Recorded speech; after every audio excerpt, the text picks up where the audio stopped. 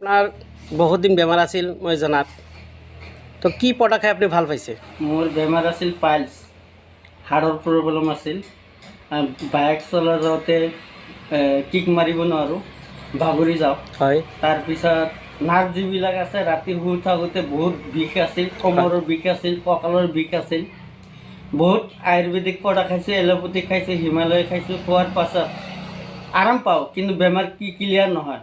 খোজ কৰিব যেতিয়া যাওঁ, পায়খানাত যাওঁ, যোৱাৰ পিছত 1 ঘণ্টা 2 ঘণ্টালৈ খোজ কৰোঁতে লাগে।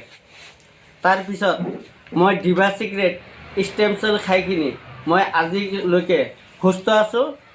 আৰু এইটো ষ্টেম চেল যিটো আমাৰ ভৰিত যিমান সমস্যা আছিল এই ডিভা চিক্ৰেট ষ্টেম চেল খাই কিনে মোৰ সমাধান ওপৰৱালা মোক সমাপ্ত কৰিছে, বেমাৰখিনি নাইকিয়া হৈছে। আপোনাৰ পালছ বেমাৰটো ভাল হৈছে না নাই? ভাল হৈছে। আপুনি কেইটা প্ৰডাক্ট খাইছিল? 4টা প্ৰডাক্ট খাইছিলোঁ। কি প্ৰডাক্ট খাইছিল আপুনি দেখুৱাই দিয়ক।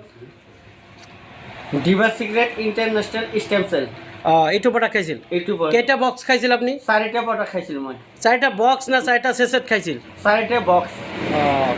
এতিয়া 4টা বক্স খোৱাৰ পিছত আপুনি 100% ভাল পাইছে? একেবাৰে নাইকিয়া হৈছে।